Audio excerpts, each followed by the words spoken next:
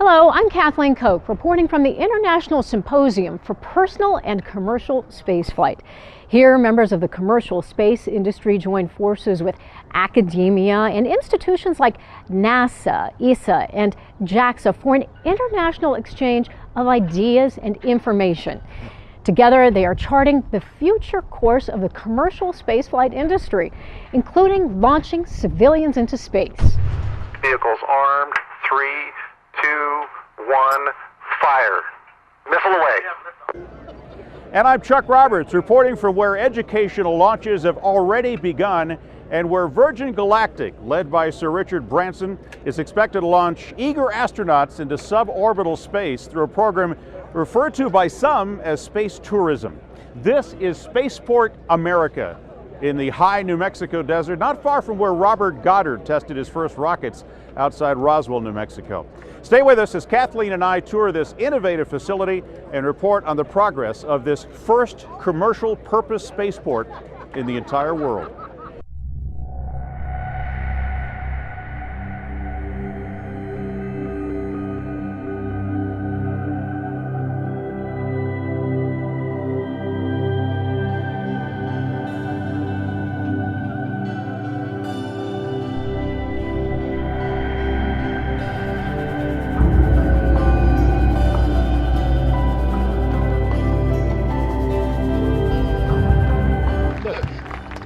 To see the craft. Come on, let's get a bit more vibes going. See if we can get this craft back.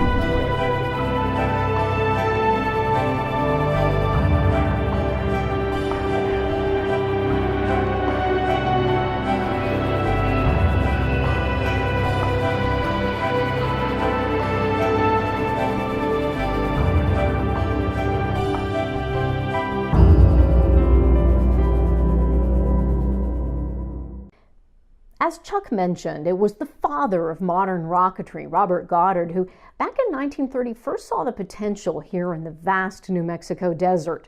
The moderate climate of Roswell was perfect for his liquid fuel rocket engine experiments, and the secluded location allowed him and his team to work for years in near isolation and secrecy. This was where the U.S. military brought a group of defecting German scientists after World War II.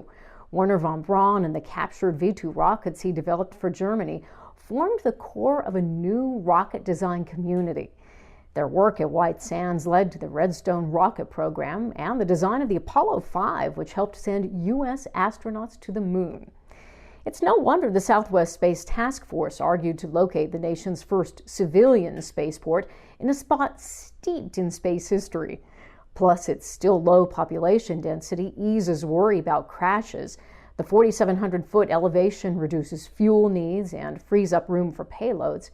And the restricted airspace next to White Sands Missile Range means less interference from commercial flights and thus more launches. The future is arriving, and at this symposium we're talking about traveling to space for research, technology development, and just plain fun. Senior space analyst at the Futron Corporation, Jeff Faust, joined me to discuss the convention topics and what doors we may see open in the course of the ensuing dialogue. Jeff, so we're here at ISPCS. What are you hearing? What's the buzz? What do you think is really going to be coming out of this conference this year? Well, really what we're seeing is the continued development of this commercial industry. We're seeing the companies making continued progress on developing their vehicles. We're seeing progress on the spaceport front. The conference is really an opportunity to see where we are in various areas, whether it's regulatory issues, development of markets, new technologies, all the important facets of this emerging commercial industry. Jeff, this year we've seen a dramatic shift in NASA's budget. Talk to me a little bit about what that means to the attendees here, what that means to the future of space exploration. Well, there's really a major shift going on because NASA is now going to be turning to the commercial sector down the road towards transporting astronauts to the International Space Station. So this is an opportunity for a number of companies, both small entrepreneurial companies and larger established companies, to take a role in this and not only serve NASA's needs by transporting astronauts to the space station, but also open up other markets, whether it's space tourism, whether it's research. And finally, the concluding event this week is going to be the dedication of the runway at Spaceport America. What do you think that we're going to be seeing out there, and how important is it really to this industry? Well, this is a major milestone for the industry, but also for the state. 16 months ago, the site of the spaceport was nothing but empty land, empty desert land. And now there's a 10,000-foot long runway, there's a terminal building that's nearly done, other facilities that are going to be finished in the near future, all ready to start serving this emerging commercial industry. So this is a major step forward for the companies that are going to use the spaceport in the years to come, but also for the local and regional communities that are experiencing the economic benefits of all this activity that's slated to take place in the spaceport in the near future. The business of space is on the verge of booming. Like the 19th century California gold rush, entrepreneurs and space prospectors are rushing to position themselves as leaders to the space frontier. Chuck Roberts has more on the future of the space industry. I spoke with Jeff Grayson, the CEO of Xcore Aerospace, and he discussed the vision of commercial spaceflight. Give us an overview of the commercial space industry. What have we learned in the last, few days? Is it moving forward in a coordinated way, do you think? In one direction? No, it's an industry. Right. It's not a government program, so we're not that coordinated. Your office is 6 doors down from Virgin Galactic. Something like that. We're actually next door to where White Knight 2 is hanging. Are you really?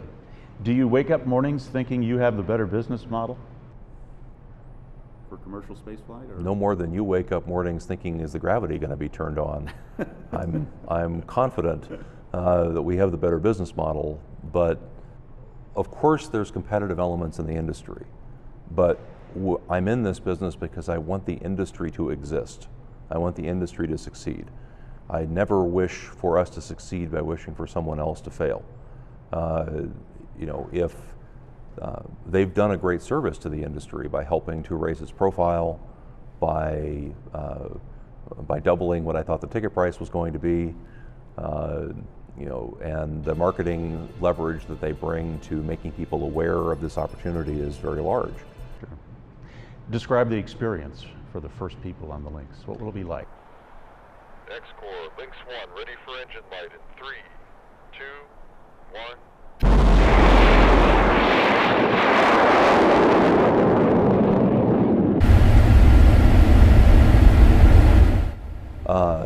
We take off from the ground under rocket power, so it's a shorter flight than some because we don't have a long time being carried under a carrier aircraft.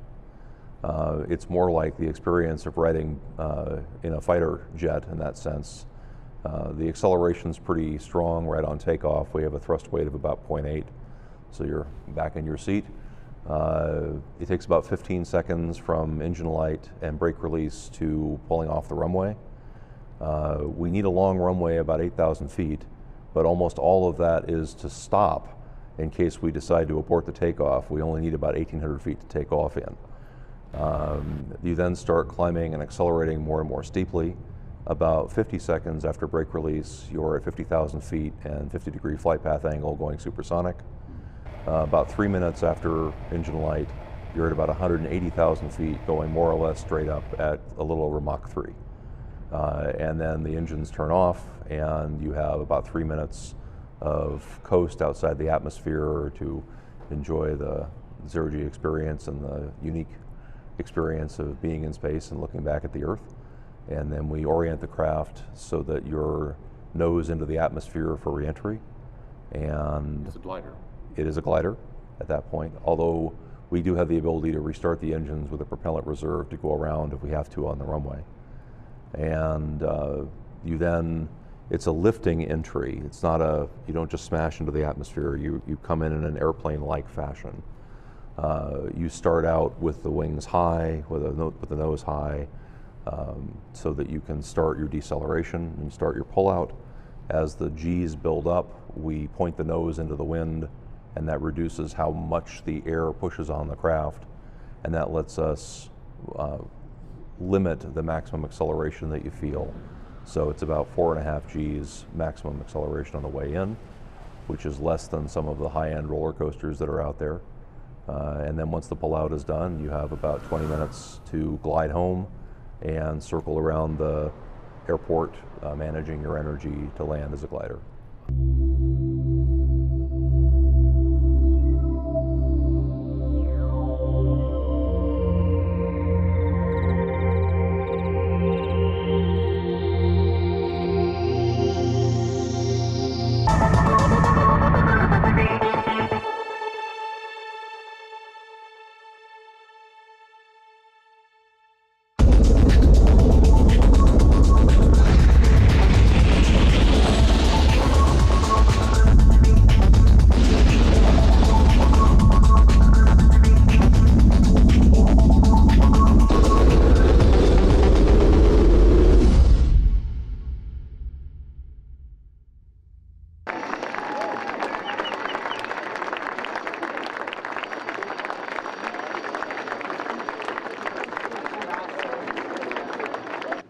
President Barack Obama has embraced the commercial spaceflight industry.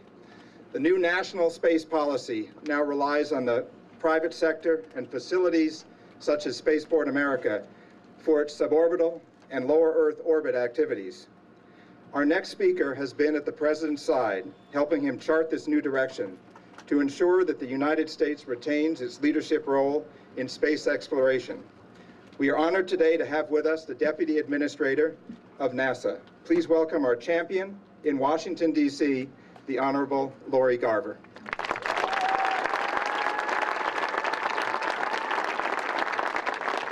I'm here from Washington, and I'm here to help. Thank you, Rick. It is a true honor to be here and to be one of your many champions in Washington, D.C. Lori, we all know that NASA's mission and goals shifted dramatically in February. This morning, you said that we need to stop reliving the space program of the past and start enabling the space program of the future. That's not going to be easy. How will NASA make that happen?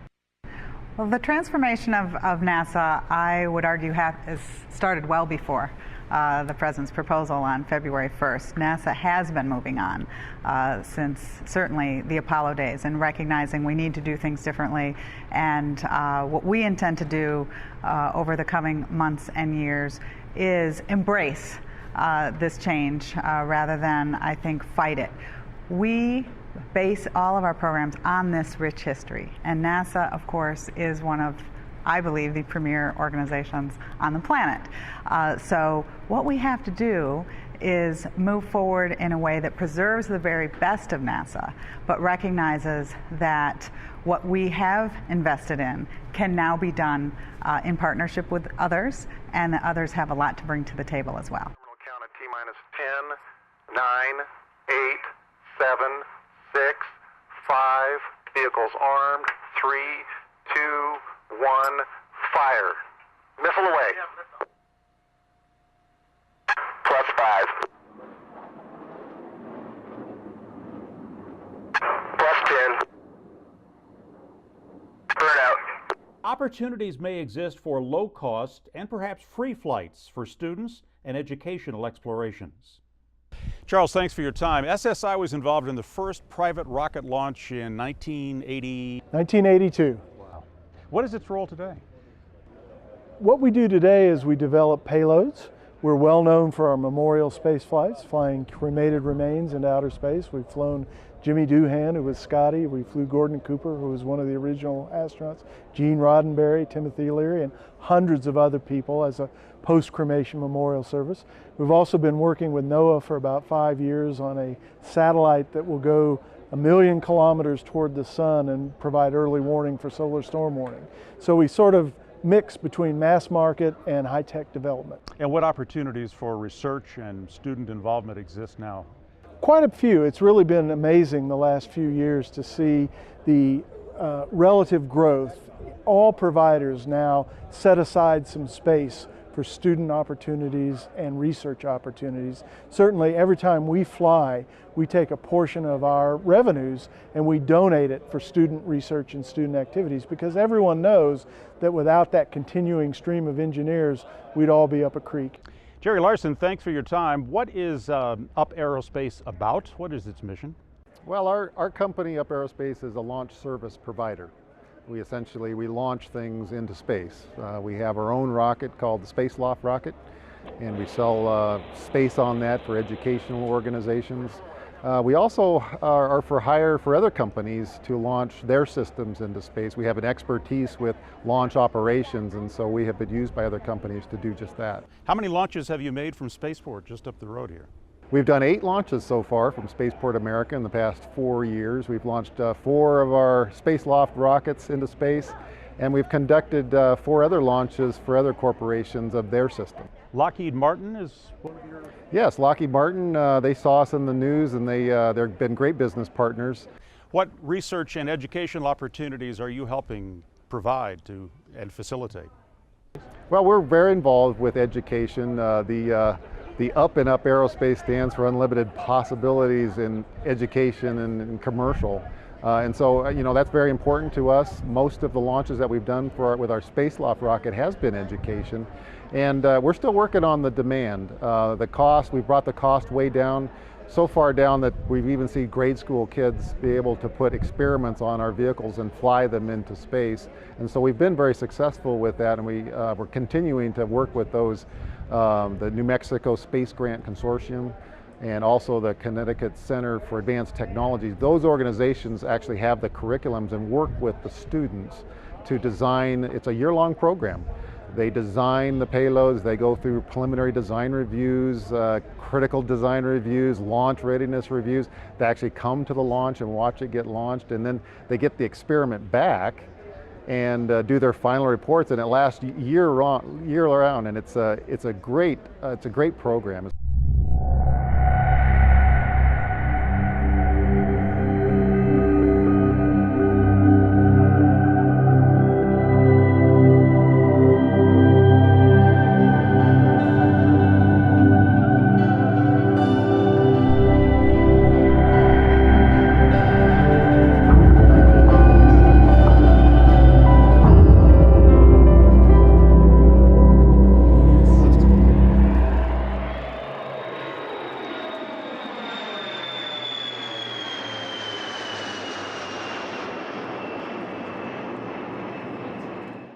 Joining me now is Rick Homans. Rick, you have been a part of this from the very start. You were instrumental in bringing Spaceport America to New Mexico. Now you're the executive director of the Spaceport Authority. How does this feel? I mean, to see this coming together, and how's it going? Well, it's a thrilling time to be part of the project because we're nearing completion of the facility, operational readiness. Virgin is proceeding apace with its test flight program.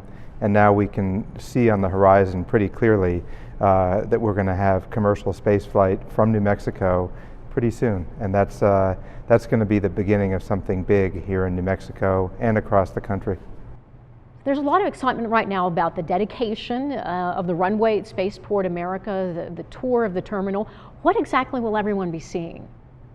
Well, they're going to see the world's first purpose-built spaceport. And it has all kinds of unique architectural features in the terminal hangar facility, Norman Foster design from London, and the valley where the spaceport is an inspirational, almost spiritual kind of a place.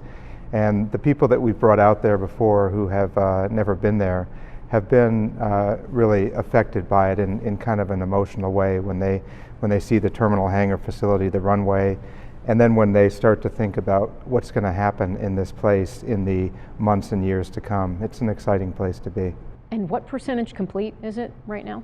Well, the runway and the airfield is 100% complete. The terminal hangar is probably about 60%. It will be done next February, March. And we, for example, at the New Mexico Spaceport Authority now work out of an office in Las Cruces, but by sometime next year, all of us will be working at Spaceport America, and that's going to be a pretty exciting place to work. How will low-cost research opportunities fit into the spaceport's mission?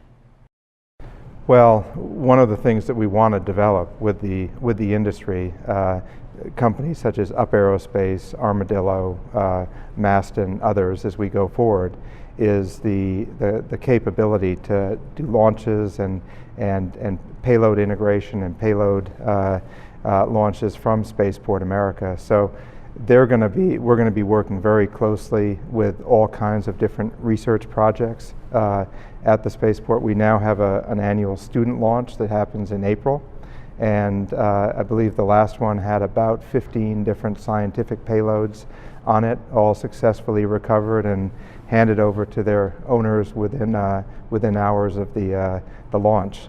So I think that's going to play a big role in our future. Kathleen Koch with Astrocast.tv. Sir Richard Branson, you mentioned 2 different time frames, 9 and 18 months. What is the biggest hurdle that you have to overcome that will make the difference there? It's just simply that if you're running a commercial spaceship program, you've got to offer return tickets, or else. And there's a few astronauts out there who agree with me on that point. Unless you're sending your mother-in-law, that's another deal. So I think so we just want to be absolutely sure that we've got the program right. So we're just giving ourselves flexibility not to be rushed in any way. I rang the pilot of the spaceship and said, "Look, we've got a runway here. Why are you going back to Mojave? And why can't you come and sort of show it off?" And anyway, I'm not sure whether I managed to persuade them, but maybe if we could all put some vibes up into the sky, we might be able to persuade them to turn around and come and land, and so you can actually sort of feel and touch the spaceship. So can we all sort of just do a little bit of this? Come on, you're not doing it strong enough. A little more. Governor, this is the culmination of so many people's dreams, but really yours in particular. You started working on this when you entered office in 2003. How does it feel to see it becoming a reality? Well, it could be my proudest achievement because nobody thought we could do it. They had tried to do it in New Mexico for years. It never happened. And we had some good fortune. And the good fortune was we had enough resources in our budget for this kind of investment. I always felt New Mexico had a great future in space. We teamed up with Richard Branson, and now it's reality. We're going to be the leaders in America in commercial space and space tourism. And I think it also points to trends nationally in the United States. We got to move more into private sector space, commercial space. I think with budgets getting cut, the days when solely we have NASA funded publicly through the Congress is not going to happen. So we got to look at entrepreneurship, at ways to get to Mars, to outer space through the private sector, and we're leading. This is history. We're making it right here. Governor, congratulations.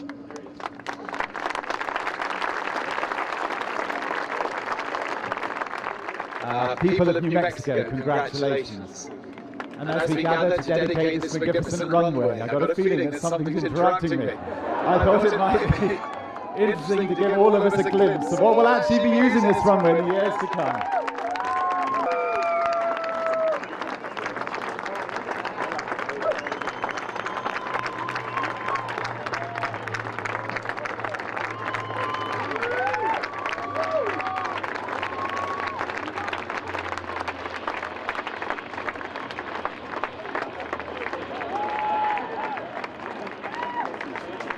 Therefore, be it resolved that the New Mexico Spaceport Authority hereby officially names the main runway at Spaceport America the Governor Bill Richardson Spaceway, passed, adopted, and approved this 22nd day of October 2010. New Mexicans, let's let the folks know how we feel about this.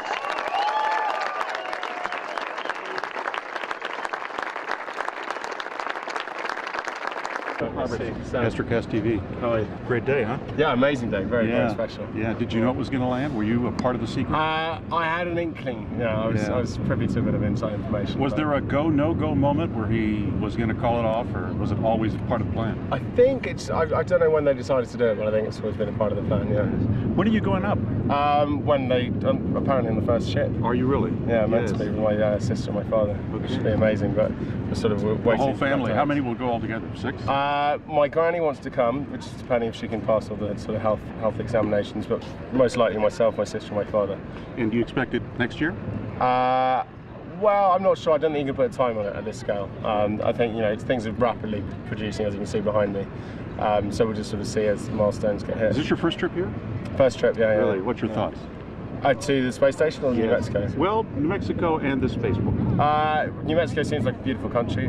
This is just phenomenal. I had no idea it was going to be this far along. It's a massive structure, and I just, you can sort of imagine sitting in that office at the top with the glass windows looking out over the runway, and it's a beautiful environment for it with the mountains. And are you the dreamer and visionary that your dad is?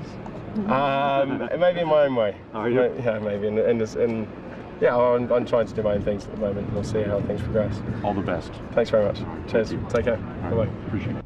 And here we are at Spaceport America. We've had a chance, Chuck, to really witness history. We saw the White Knight II land with the VSS Which Enterprise, no one expected. which was a complete surprise to everyone. Land with the VSS Enterprise strapped to the belly there. We've gotten the tour of the amazing terminal facility. What do you think?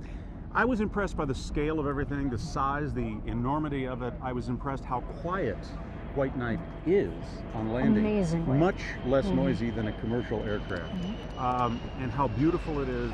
It seems flight ready. I know there's a lot of tests to go, but I think we're going to be back here in a year. I think what we do you will think? be. We will be back. You know, what really impressed me was the astronauts. There are some 50 astronauts who are here today who've already put down their deposits. They're going to be flying eventually on the VSS Enterprise, and the smiles on their faces, their expressions, their enthusiasm. No apprehension. None at all. Yeah. No fear. Completely fearless.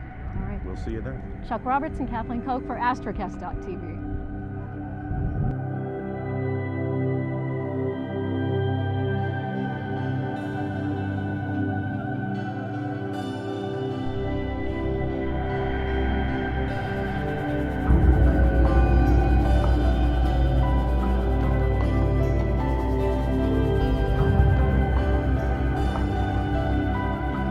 All right, pretty good, eh?